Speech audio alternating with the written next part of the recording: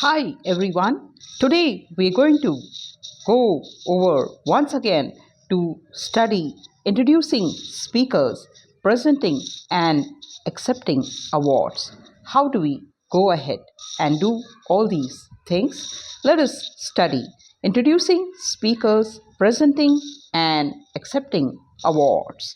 John Mason Brown, the writer and lecturer whose lively talks have won audiences everywhere in the country, was speaking one night with the man who was to introduce him to his audience.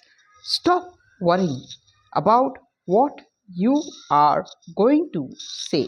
Stop worrying about what you're going to say. Yes, and the man told Mr. Brown, relax. I don't believe in preparing a speech. Relax, he said. Okay? No, the preparations no good spoils the charm of the thing, kills gaiety. I just wait for the inspiration to come to me when I'm on my feet, and it never fails. These reassuring words let Mr. Brown look forward. Okay, these words made Mr. Brown to look forward to a fine introduction. He recalls in his book accustomed as I am. But when the man arose to make it, it came out this way. Gentlemen, may I have your attention? Gentlemen, gentlemen, may I have your attention? Yes, and we have bad news for you tonight. We wanted to have Isaac F. Marcoson, Isaac F. Marcuson speak to you, but he couldn't come. Okay, he's sick. Okay, and applause. Yes, applause. Next, we ask Senator Bled Rich to address you, but he was busy. Okay, he was busy. Then again, applause. Finally, we tried in vain to get Dr. Lloyd Grogan of Kansas City to come down to speak to you. Applause. So, instead, we have John Mason Brown. Silence. There is silence. Mr. Brown, recalling this disaster, said only, at least my friend, that inspirationalist got my name correctly. Okay. Yes, of course, can you can see that this man who was so sure his inspiration would carry him through couldn't have done much worse if he had tried to do so. His introduction violated every obligation he had both to the speaker whom he was introducing and to the audience, which was to hear the speaker. There aren't many of these obligations, but they are important. But they are important. There are not many obligations, but they are important. Yes, and also yes, but they are important, and it is astonishing how many program characters, how many program chairmen fail to realize this. The speech of introduction serves the same purpose as a social introduction.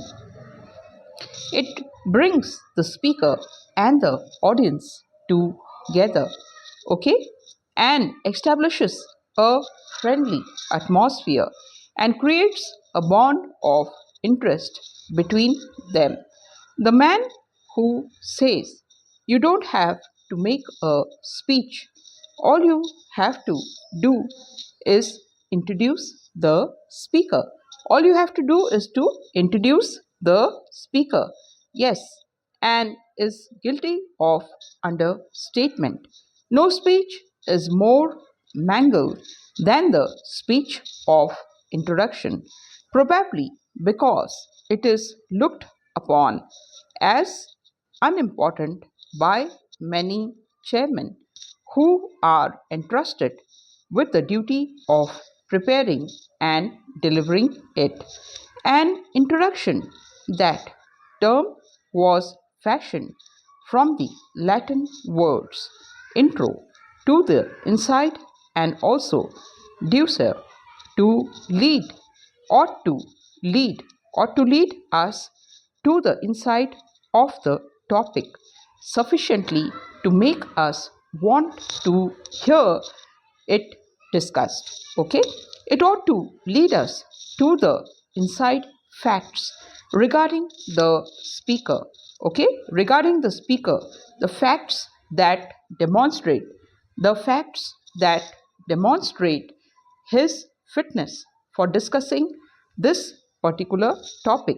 In other words, yes, an introduction ought to sell the topic to the audience, and it ought to sell the speaker, and it ought to do these things in the brief briefest amount of possible time. That is why it ought to do. But does it? But does it? 9 times out of 10, no. Emphatically, no. Most introductions are poor affairs, feeble and inexcusable, inadequate, and they do not have to be.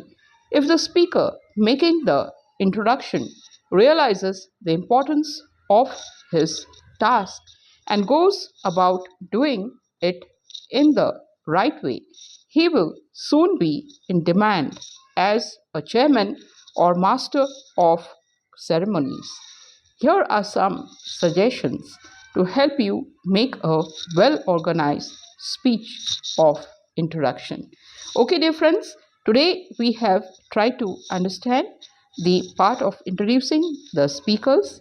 Yes, and we are continuing reading that introducing speakers, and we are studying introducing speakers, presenting and accepting awards. We'll be continuing tomorrow again, and thank you so much for joining in. God bless you all, and do not quit in life, for we are going to be victorious.